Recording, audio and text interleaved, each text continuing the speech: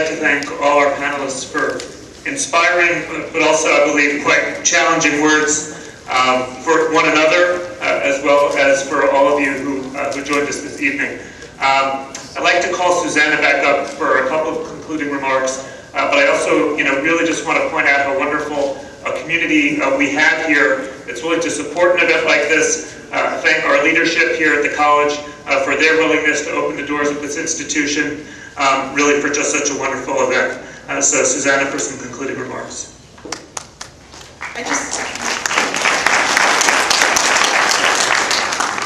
I just want to say thank you. I want to thank you, Brian. I thank you, Siegal College, for hosting us this evening. I want to thank the Maltz Museum as well for hosting us. And I want us to say a word to each of you. I thank you so much for being here and for paying tribute to my father. It would have pleased him so much what you said and how you said it and how you remember him. And I want to thank you, first of all, I thank you, Representative Stokes, because you worked so hard in your life. You accomplished so much, and you really pushed the world forward. And we're the beneficiaries, and we thank you.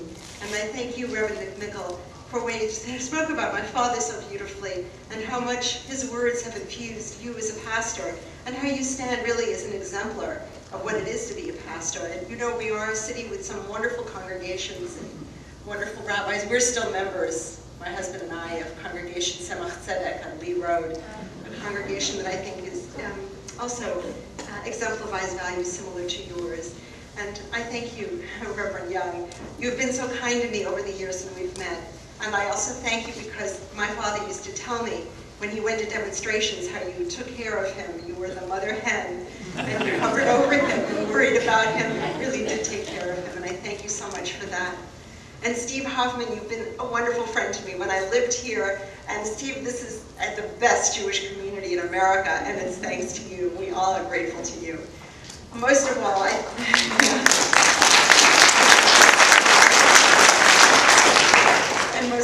thank you, Senator Sherrod Brown. You're an extraordinary person, and I would have to say when people feel inspired by my father, and they want to know what to do, and who will lead us, and I would tell them, you're our leader. I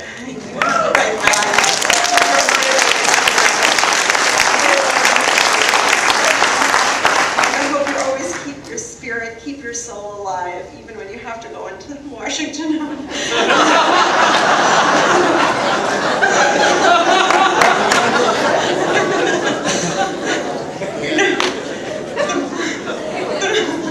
The motto of the SCLC was to save the soul of America.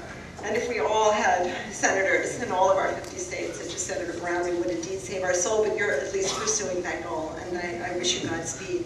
I have to just say in conclusion, when you pay tribute to my father in this way, and you really keep his spirit alive and remember him so vividly, it's as if he didn't really die, but he just went into diaspora from his body. His spirit is so much here, present in this community and all of you tonight. I thank you so much for being here. Thank you for being here.